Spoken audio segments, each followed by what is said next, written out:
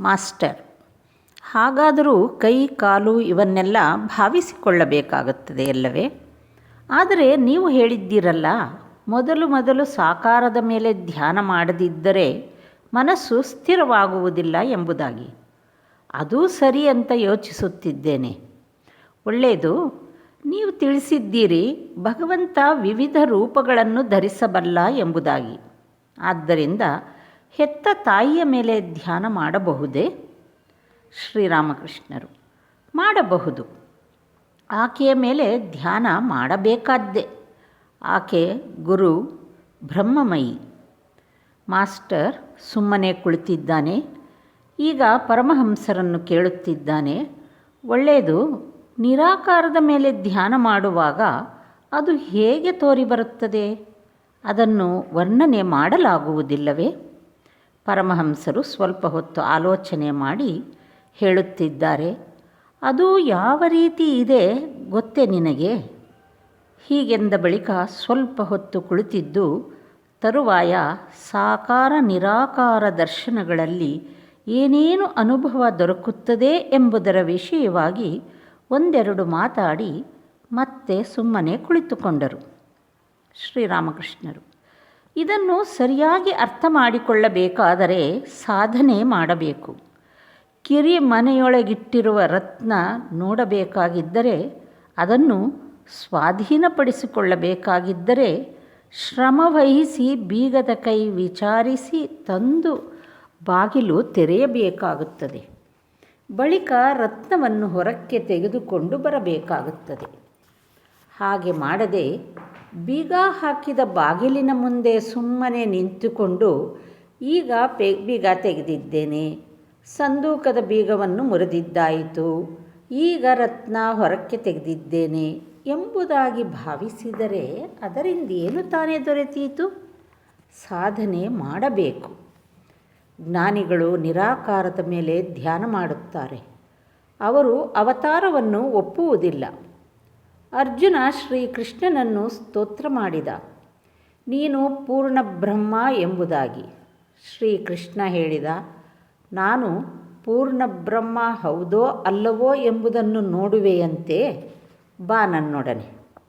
ಹೀಗೆಂದು ಹೇಳಿ ಒಂದು ಜಾಗಕ್ಕೆ ಕರೆದುಕೊಂಡು ಹೋಗಿ ಆತನನ್ನು ಕೇಳಿದ, ಅಲ್ಲಿ ಏನನ್ನು ನೋಡುತ್ತಾ ಇದ್ದೀಯೇ? ಅರ್ಜುನ ಹೇಳಿದ, ಅಲ್ಲಿ ನಾನು ಒಂದು ದೊಡ್ಡ ಮರ ನೋಡುತ್ತಿದ್ದೇನೆ. ಅದರಲ್ಲಿ ನೇರಳೆ ಹಣ್ಣಿನಂಥ ಕಪ್ಪು ಹಣ್ಣುಗಳು ಜೊಂಪೆ ಜೊಂಪೆಯಾಗಿ ನೇತಾಡುತ್ತಿವೆ. ಬಳಿಕ ಕೃಷ್ಣಕ್ಕೆ ಹೇಳಿದ, ಇನ್ನೂ ಹತ್ತಿರಕ್ಕೆ ಬಂದು ನೋಡು, ಅವು ಕಪ್ಪು ಹಣ್ಣುಗಳ ಜೊಂಪೆಗಳಲ್ಲ, ನನ್ನಂಥ ಕೃಷ್ಣರ ಜೊಂಪೆಗಳು ಅಸಂಖ್ಯವಾಗಿ ನೇತಾಡುತ್ತಿವೆ. ಅಂದರೆ ಆ ಪೂರ್ಣ ಬ್ರಹ್ಮಸ್ವರೂಪದ ವೃಕ್ಷದಿಂದ ಅಸಂಖ್ಯ ಅವತಾರಗಳು ಬಂದು ಹೋಗುತ್ತವೆ. ಕಬೀರನ ಮನಸ್ಸು ನಿರಾಕಾರದ ಕಡೆಗೆ ಬಹಳವಾಗಿ ಬಾಗಿತ್ತು. ಕೃಷ್ಣನ ಮಾತು ಎತ್ತಿದರೆ ಆತ ಹೇಳುತ್ತಿದ್ದ, ಅವನನ್ನೇಕೆ ನಾನು ಭಜಿಸಲು ಪ್ರಯತ್ನಿಸಲಿ? ಗೋಪಿಯರು ಕರತಾಳ ಹಾಕುವಾಗ ಆತ ಕಪಿಯ ಹಾಗೆ ಕುಣಿಯುತ್ತಿದ್ದ. ನಗುತ್ತಾ, ನಾನು ಸಾಕಾರವಾದಿಗಳೊಡನೆ ಸಾಕಾರವಾದಿ, ನಿರಾಕಾರವಾದಿಗಳೊಡನೆ ನಿರಾಕಾರವಾದಿ. ಮಾಸ್ಟರ್ ನಗುತ್ತಾ, ನಾವು ಯಾರ ವಿಷಯವಾಗಿ ಮಾತನಾಡುತ್ತಿದ್ದೆವೋ ಆತ ಹೇಗೆ ಅನಂತನೋ ಹಾಗೇ ನೀವು ಅನಂತರೇ. ನಿಜವಾಗಿಯೂ ಯಾರೂ ನಿಮ್ಮ ಆಳವನ್ನು ಕಂಡುಹಿಡಿಯಲಾರರು. ಶ್ರೀರಾಮಕೃಷ್ಣರು ನಗುತ್ತಾ, ಓಹೋ, ನೀನು ಅದನ್ನು ಪತ್ತೆ ಮಾಡಿಬಿಟ್ಟಿದ್ದೀಯೇ. ನಿನಗೊಂದು ವಿಷಯ ತಿಳಿಸುತ್ತೇನೆ. ವಿವಿಧ ಮಾರ್ಗಗಳನ್ನು ಅನುಸರಿಸಿ ನೋಡಬೇಕು. ಪ್ರತಿಯೊಂದು ಧರ್ಮವನ್ನು ಸ್ವಲ್ಪ ಕಾಲ ಆಚರಿಸಿ ನೋಡು.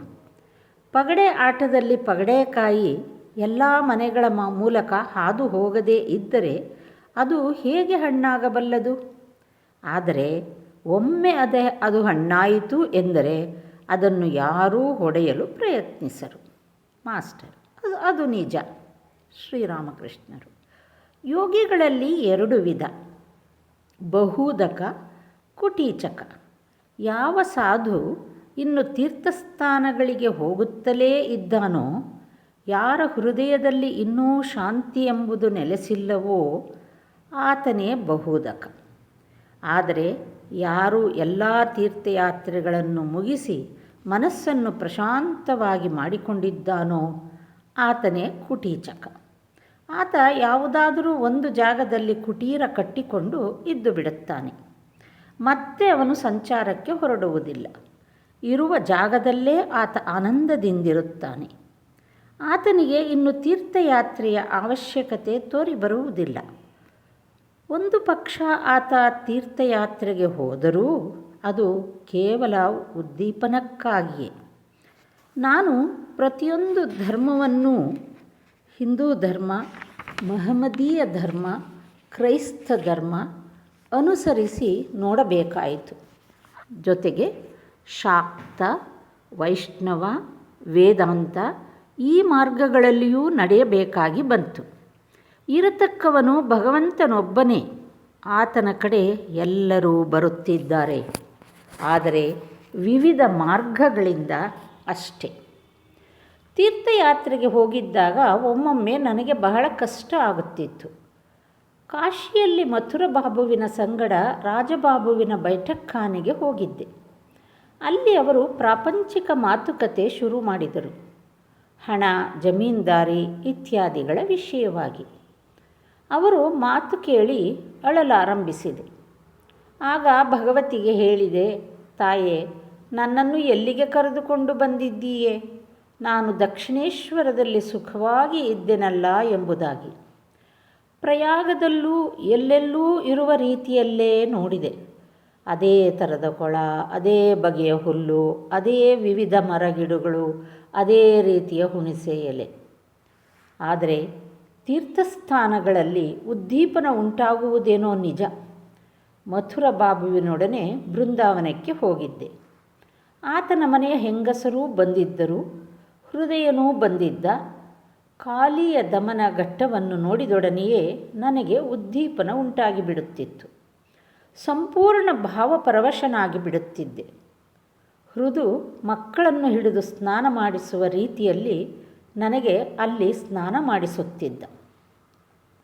ಸಾಯಂಕಾಲದ ವೇಳೆ ತಿರುಗಾಡಿಕೊಂಡು ಬರಲು ಯಮುನಾ ದಡಕ್ಕೆ ಹೋಗಿ ಬರುತ್ತಿದ್ದೆ.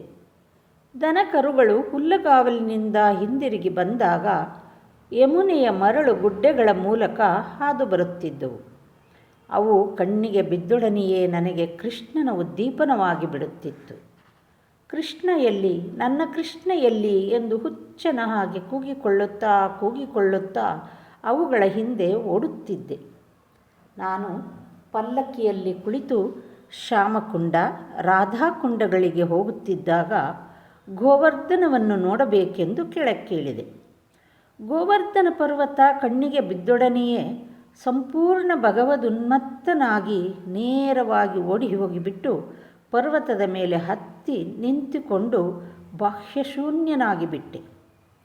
ಆಗ ವ್ರಜವಾಸಿಗಳು ಅಲ್ಲಿಗೆ ಬಂದು ನನ್ನನ್ನು ಕೆಳಕ್ಕೆ ಇಳಿಸಿಕೊಂಡು ಬಂದರು.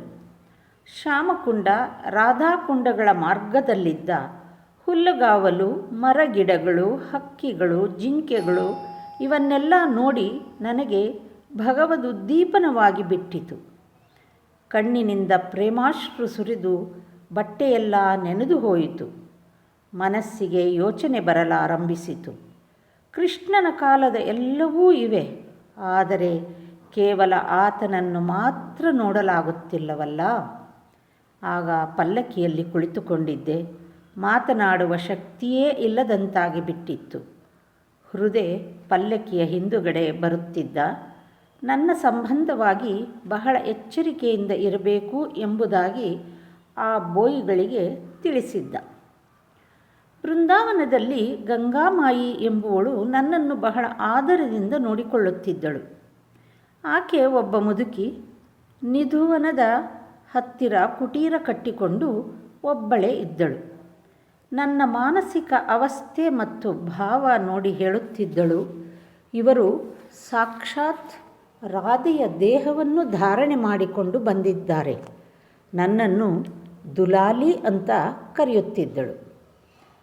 ಆಕೆಯ ಕುಟೀರಕ್ಕೆ ಹೋದೆನೆಂದರೆ ನನ್ನ ಊಟ ಗೀಟದ ಯೋಚನೆ, ಹಿಂದಿರುಗಬೇಕು ಎಂಬ ಭಾವನೆ ಎಲ್ಲವೂ ಮರೆತು ಹೋಗಿಬಿಡುತ್ತಿತ್ತು. ಹೃದಯ ಒಂದೊಂದು ದಿನ ನಾವು ಇಳಿದುಕೊಂಡಿದ್ದ ಮನೆಯಿಂದ ಆಹಾರ ತೆಗೆದುಕೊಂಡು ಬಂದು ಅಲ್ಲೇ ತಿನ್ನಿಸುತ್ತಿದ್ದ. ಆಕೆಯು ತಾನು ಮಾಡಿದ ಅಡಿಗೆಯನ್ನು ನನಗೆ ಬಡಿಸುತ್ತಿದ್ದಳು. ಗಂಗಾಮಯಿಗೆ ಭಾವ ಬರುತ್ತಿತ್ತು. ಆಕೆ ಭಾವಸ್ಥಳಾಗಿರುವುದನ್ನು ನೋಡಲು ಜನರ ದೊಡ್ಡ ದೊಡ್ಡ ಗುಂಪೇ ಬಂದು ಬಿಡುತ್ತಿತ್ತು. ಒಂದು ದಿನ ಆಕೆ ಭಾವದಲ್ಲಿ ಹೃದಯನ ಹೆಗಲ ಮೇಲೆ ಹತ್ತಿಬಿಟ್ಟಳು. ಆಕೆಯನ್ನು ಬಿಟ್ಟು ಕಲ್ಕತ್ತಕ್ಕೆ ಹಿಂದಿರುಗಿ ಬರಲು ನನಗೆ ಇಚ್ಛೆಯೇ ಇರಲಿಲ್ಲ. ಆಕೆಯೊಡನೆ ಅಲ್ಲಿಯೇ ಇರಲು ಎಲ್ಲ ವ್ಯವಸ್ಥೆಯೂ ನಡೆದು ಹೋಯಿತು. ನನಗಾಗಿ ಕುದುಬಲಕ್ಕಿಯ ಅನ್ನದ ಏರ್ಪಾಡೂ ಆಯಿತು. ಆ ಕುಟೀರದಲ್ಲಿ ಗಂಗಾಮಾಯಿಯ ಹಾಸಿಗೆ ಯಾವ ಕಡೆ ಇರಬೇಕು, ನನ್ನ ಹಾಸಿಗೆ ಯಾವ ಕಡೆ ಇರಬೇಕು ಎಂಬುದರ ಏರ್ಪಾಡೂ ಆಯಿತು. ಇದನ್ನೆಲ್ಲ ನೋಡಿ ಹೃದಯ ನನಗೆ ಹೇಳಿದ, ನಿಮಗೆ ಅಜೀರ್ಣ ರೋಗ, ನಿಮ್ಮನ್ನು ನೋಡಿಕೊಳ್ಳುವವರು ಯಾರಿಲ್ಲಿ? ಗಂಗಾಮಾಯಿ ಹೇಳಿದಳು, ಏಕೆ, ನಾನಿದ್ದೇನಲ್ಲ, ನಾನು ಇವರ ಸೇವೆ ಮಾಡುತ್ತೇನೆ. ಹೃದಯ ಒಂದು ಕೈ, ಗಂಗಾಮಾಯಿ ಇನ್ನೊಂದು ಕೈ ಹಿಡಿದುಕೊಂಡು ನನ್ನನ್ನು ಎಳೆಯಲಾರಂಭಿಸಿದರು. ಆ ಸಮಯಕ್ಕೆ ಸರಿಯಾಗಿ ನನಗೆ ನನ್ನ ಹೆತ್ತ ತಾಯಿಯ ಜ್ಞಾಪಕ ಬಂತು. ಆಕೆ ಒಬ್ಬಳೇ ಇಲ್ಲಿನ ನಹಬತ್ ಖಾನೆಯಲ್ಲಿ ವಾಸವಾಗಿದ್ದಳು. ಬಳಿಕ ಅಲ್ಲಿ ನಿಲ್ಲಲಾಗಲಿಲ್ಲ. ಆಗ ಗಂಗಾಮಾಯಿಗೆ ಹೇಳಿದೆ, ಆಗುವುದಿಲ್ಲ, ನಾನು ಹೋಗಲೇಬೇಕು. ಬೃಂದಾವನದಲ್ಲಿ ಒಳ್ಳೆ ಉದ್ದೀಪನ ಆಗುತ್ತದೆ. 11 ಗಂಟೆ ಆಯಿತು. ಪರಮಹಂಸರು ಭಗವತಿ ಕಾಳಿಯ ಪ್ರಸಾದ ಸ್ವೀಕರಿಸುತ್ತಿದ್ದಾರೆ. ಮಧ್ಯಾಹ್ನದ ವಿಶ್ರಾಂತಿಯಾದ ನಂತರ ಪರಮಹಂಸರು ಭಕ್ತರೊಡನೆ ಮಾತುಕತೆ ಆರಂಭಿಸಿದ್ದಾರೆ. ಮಧ್ಯೆ ಮಧ್ಯೆ ಒಮ್ಮೊಮ್ಮೆ ಪ್ರಣವೋಚ್ಚಾರಣೆಯನ್ನೋ ಅಥವಾ ಭಗವನ್ನಾಮೋಚ್ಚಾರಣೆಯನ್ನೋ ಮಾಡುತ್ತಿದ್ದಾರೆ. ಮುಸ್ಸಂಜೆಯಾಯಿತು. ದೇವಾಲಯಗಳಲ್ಲಿ ಮಂಗಳಾರತಿ ನಡೆಯುತ್ತಿದೆ. ಪರಮಹಂಸರು ಕಾಳಿ ದೇವಾಲಯಕ್ಕೆ ಬಂದಿದ್ದಾರೆ. ಇಂದು ವಿಜಯದಶಮಿಯಾದ್ದರಿಂದ ಭಕ್ತರು ಮೊದಲು ಭಗವತಿಗೆ ಪ್ರಣಾಮ ಮಾಡಿ ಬಳಿಕ ಪರಮಹಂಸರ ಪಾದಧೂಳಿಯನ್ನು ಸ್ವೀಕರಿಸುತ್ತಿದ್ದಾರೆ. 24 ಅಕ್ಟೋಬರ್ 1882 ಇಸವಿ ಆಶ್ವೀಜ ಶುಕ್ಲ ದ್ವಾದಶಿ ಮಂಗಳವಾರ. ಗಂಟೆ ಅಪರಾಹ್ನ 3-4 ಇರಬೇಕು. ಪರಮಹಂಸರು ತಿಂಡಿ ಇಟ್ಟಿದ್ದ ಬಡುವಿನ ಹತ್ತಿರ ನಿಂತಿದ್ದಾರೆ. ಬಲರಾಮ ಮತ್ತು ಮಾಸ್ಟರ್ ಕಲ್ಕತ್ತದಿಂದ ಗಾಡಿಯಲ್ಲಿ ಬಂದು ಅವರಿಗೆ ಪ್ರಣಾಮ ಮಾಡಿದರು. ಪರಮಹಂಸರು ನಗುತ್ತಾ ನಗುತ್ತಾ ಅವರಿಗೆ ಹೇಳುತ್ತಿದ್ದಾರೆ, ಬಡುವಿನ ಮೇಲೆ ಇಟ್ಟಿದ್ದ ತಿಂಡಿಗೆ ಕೈ ಹಾಕಿದೆನೋ ಇಲ್ಲವೋ, ಒಡನೆಯೇ ಹಲ್ಲಿ ಲೊಚ್ಚಲೊಚ್ಚಂತ ಶಬ್ದ ಮಾಡಿತು. ತಕ್ಷಣ ಕೈಯನ್ನು ಹಿಂದಕ್ಕೆ ತೆಗೆದುಕೊಂಡು ಬಿಟ್ಟೆ. ಎಲ್ಲರೂ ನಗುತ್ತಿದ್ದಾರೆ. ನಗಬೇಡಿ, ಇವುಗಳಿಗೂ ಬೆಲೆ ಕೊಡಬೇಕು. ಇಲ್ಲಿ ನೋಡಿ, ರಾಖಾಲ ಅಸ್ವಸ್ಥನಾಗಿದ್ದಾನೆ. ಅದಕ್ಕಾಗಿ ನನ್ನ ಕೈಕಾಲು ಕಡಿಯುತ್ತಿದೆ. ಏನಾಯಿತು ಗೊತ್ತೇ? ನಾನು ಹಾಸಿಗೆಯಿಂದ ಎದ್ದಾಗ ಯಾರೋ ಒಬ್ಬ ನನ್ನ ಕಣ್ಣಿಗೆ ಬಿದ್ದ. ಆತ ರಾಖಾಲ ಅಂತ ತಪ್ಪು ಭಾವಿಸಿದೆ. ಎಲ್ಲರೂ ನಗುತ್ತಿದ್ದಾರೆ. ನಿಜವಾಗಿಯೂ ಶಾರೀರಿಕ ಲಕ್ಷಣಗಳನ್ನೆಲ್ಲ ಚೆನ್ನಾಗಿ ನೋಡಬೇಕು. ಅಂದು ನರೇಂದ್ರ ಒಬ್ಬ ಒಕ್ಕಣಿನ ಸ್ನೇಹಿತನನ್ನು ಕರೆದುಕೊಂಡು ಬಂದಿದ್ದ. ಆತ ಇನ್ನೊಂದು ಕಣ್ಣು ಸಂಪೂರ್ಣವಾಗಿ ಕುರುಡಾಗಿರಲಿಲ್ಲ. ನನಗೆ ನಾನೇ ಹೇಳಿಕೊಂಡೆ, ಇದೇನಪ್ಪ ಇದು, ಇನ್ನೇನು ಅನಿಷ್ಟ ಕಾದಿದೆಯೋ. ಇನ್ನೊಬ್ಬ ಇಲ್ಲಿ ಬರುತ್ತಾನೆ. ಆತ ತರುವ ತಿಂಡಿಯನ್ನು ನನ್ನ ಕೈಯಲ್ಲಿ ತಿನ್ನಲಾಗುತ್ತಿಲ್ಲ. ಆತ ಒಂದು ಆಫೀಸಿನಲ್ಲಿ ಕೆಲಸ ಮಾಡುತ್ತಿದ್ದಾನೆ. 20 ರೂಪಾಯಿ ಸಂಬಳಕ್ಕೆ. ಇನ್ನೊಂದು 20 ರೂಪಾಯಿಯನ್ನು ಸುಳ್ಳು ಲೆಕ್ಕ ಬರೆದು ಸಂಪಾದಿಸುತ್ತಾನೆ. ಆತ ಸುಳ್ಳು ಹೇಳುವ ಅಭ್ಯಾಸ ಇಟ್ಟುಕೊಂಡಿರುವುದರಿಂದ ನಾನು ಆತನೊಡನೆ ಹೆಚ್ಚಾಗಿ ಮಾತುಕತೆ ಆಡುತ್ತಿಲ್ಲ. ಒಮ್ಮೊಮ್ಮೆ ಆತ ಆಫೀಸಿಗೆ ಹೋಗದೆ 2-3 ದಿನಗಳನ್ನು ಇಲ್ಲಿಯೇ ಕಳೆದು ಬಿಡುತ್ತಾನೆ. ಏಕೆ ಹಾಗೆ ಮಾಡುತ್ತಾನೆ ಗೊತ್ತೇ? ನಾನು ಬೇರೆ ಯಾರಿಗಾದರೂ ಹೇಳಿ ಬೇರೆ ಕಡೆ ಕೆಲಸ ಮಾಡಿಸಿಕೊಡಲಿ ಅಂತ. ಬಲರಾಮ ಒಳ್ಳೆ ವೈಷ್ಣವ ವಂಶಕ್ಕೆ ಸೇರಿದವನು. ಈತನ ತಂದೆ ಈಗ ಬಹಳ ವೃದ್ಧನಾಗಿ ಬಿಟ್ಟಿದ್ದಾನೆ. ಪರಮ ವೈಷ್ಣವ, ತಲೆಯಲ್ಲಿ ಜುಟ್ಟು, ಕೊರಳಲ್ಲಿ ತುಳಸಿ ಮಾಲೆ, ಕೈಯಲ್ಲಿ ಸರ್ವದಾ ಜಪಮಾಲೆ. ಯಾವಾಗ ನೋಡಿದರೂ ಜಪ ಮಾಡುತ್ತಲೇ ಇರುತ್ತಾನೆ. ಇವನಿಗೆ ಒರಿಸ್ಸಾದಲ್ಲಿ ಬೇಕಾದಷ್ಟು ಜಮೀನು ಇದೆ. ಕೊಠಾರದಲ್ಲಿ, ಬೃಂದಾವನದಲ್ಲಿ, ಇನ್ನೂ ಅನೇಕ ಕಡೆ ರಾಧಾಕಾಂತ ದೇವಾಲಯ ಕಟ್ಟಿಸಿ ಅನ್ನಸತ್ರ ಇಟ್ಟಿದ್ದಾನೆ ಬಲರಾಮನಿಗೆ. ಅಂದು ಇಲ್ಲಿಗೆ ಒಬ್ಬ ಬಂದಿದ್ದ. ನನಗೆ ಗೊತ್ತಾಯಿತು ಆತ ತನ್ನ ಕರಿ ಹೆಂಡತಿಯ ದಾಸ ಅಂತ. ಜನರಿಗೆ ಭಗವಂತನ ದರ್ಶನ ಏಕೆ ದೊರೆಯುವುದಿಲ್ಲ ಗೊತ್ತೇ? ಕಾಮ ಕಾಂಚನವೆಂಬುದು ಮಧ್ಯದಲ್ಲಿ ಅಡ್ಡವಾಗಿ ಬಿದ್ದಿರುವುದರಿಂದ. ಅಂದು ಆತ ನಮ್ಮ ಮನೆಗೆ ಒಬ್ಬ ಪರಮಹಂಸರು ಬಂದಿದ್ದರು. ನಮ್ಮ ತಂದೆ ಅವರಿಗೆ ಕೋಳಿ ಪಲ್ಯವನ್ನು ಮಾಡಿ ಬಡಿಸಿದರು ಎಂಬುದಾಗಿ ನನ್ನೆದುರಿಗೆ ಹೇಳಬೇಕಾದರೆ ಆತ ಎಷ್ಟು ದುರುಳನಾಗಿರಬೇಕು. ಈಗಿನ ನನ್ನ ಅವಸ್ಥೆಯಲ್ಲಿ ಭಗವತಿಯ ಪ್ರಸಾದವಾಗಿದ್ದರೆ ಮಾತ್ರ ಒಂದು ಕಿಂಚಿತ್ ಮೀನಿನ ಸಾರು ಊಟ ಮಾಡಬಲ್ಲೆ. ಮಾಂಸ ಪ್ರಸಾದವನ್ನು ತಿನ್ನಲಾಗುತ್ತಿಲ್ಲ. ಆದರೆ ಆಕೆಗೆ ಕೋಪ ಬಾರದಿರಲೆಂದು ಬೆರಳಿನ ತುದಿಯಿಂದ ಮುಟ್ಟಿ ಒಂದು ಸ್ವಲ್ಪ ರುಚಿ ನೋಡುತ್ತೇನೆ. ಒಳ್ಳೆಯದು. ಈ ನನ್ನ ಅವಸ್ಥೆ ಇದೇನಿದು ಹೇಳು ನೋಡೋಣ. ಒಮ್ಮೆ ನಾನು ಎತ್ತಿನ ಬಂಡಿಯಲ್ಲಿ ಕುಳಿತು ವರ್ಧಮಾನದಿಂದ ಕಾಮಾರಪುಕ್ಕರಕ್ಕೆ ಹೋಗುತ್ತಿದ್ದೆ. ಆಗ ಬಿರುಮಳೆ ಬಂದಿತು. ಯಾರ್ಯಾರೋ ಗಾಡಿ ಹತ್ತಿರಕ್ಕೆ ಬರಲಾರಂಭಿಸಿದರು. ನನ್ನ ಜೊತೆಯಲ್ಲಿದ್ದವರು ಹೇಳಿದರು, ಅವರು ಡಕಾಯಿತರು. ಆಗ ನಾನು ಭಗವನ್ನಾಮ ಜಪಿಸಲು ಶುರು ಮಾಡಿದೆ. ಕೆಲವು ವೇಳೆ ರಾಮ ರಾಮ ಎಂಬುದಾಗಿ, ಇನ್ನು ಕೆಲವು ವೇಳೆ ಕಾಳಿ ಕಾಳಿ ಎಂಬುದಾಗಿ, ಮತ್ತೆ ಕೆಲವು ವೇಳೆ ಹನುಮಂತ ಹನುಮಂತ ಎಂಬುದಾಗಿ. ಹೀಗೆ ಇನ್ನೂ ಎಲ್ಲ ದೇವರ ಹೆಸರನ್ನೂ ಜಪಿಸಿದೆ. ಏಕೆ ನಾನು ಹೀಗೆ ಮಾಡಿದೆ ಹೇಳು ನೋಡೋಣ.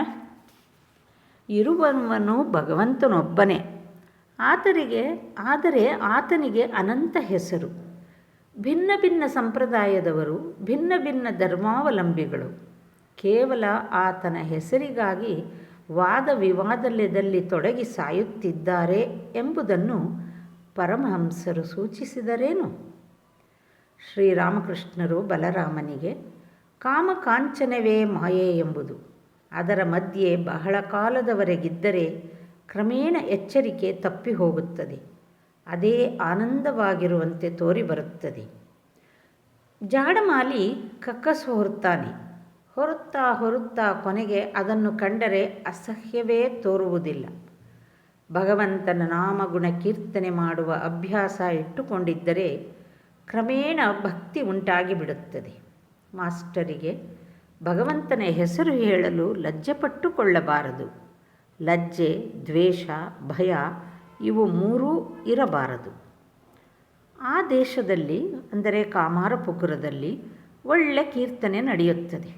ಕೀರ್ತನೆಯ ಸಮಯದಲ್ಲಿ ಮೃದಂಗವನ್ನೂ ಬಾಜಿಸುತ್ತಾರೆ. ನಕುಲ ಆಚಾರ್ಯನ ಕೀರ್ತನೆ ಬಹಳ ಸೊಗಸಾದ್ದು. ಬಲರಾಮನಿಗೆ, ನೀವು ಬೃಂದಾವನದಲ್ಲಿ ಭಗವಂತನ ಆರಾಧನೆಯನ್ನು ನಡೆಸುತ್ತಾ ಇದ್ದೀರೇನು? ಬಲರಾಮ, ಹೌದು, ಅಲ್ಲಿ ನಮಗೊಂದು ಕುಂಜ ಇದೆ. ಅದರಲ್ಲಿ ಶ್ಯಾಮಸುಂದರನ ಆರಾಧನೆ ನಡೆಯುತ್ತದೆ. ಶ್ರೀರಾಮಕೃಷ್ಣರು, ನಾನೂ ಬೃಂದಾವನಕ್ಕೆ ಹೋಗಿದ್ದೆ. ನಿಧುವನ ಬಹಳ ಒಳ್ಳೆಯ ಜಾಗ.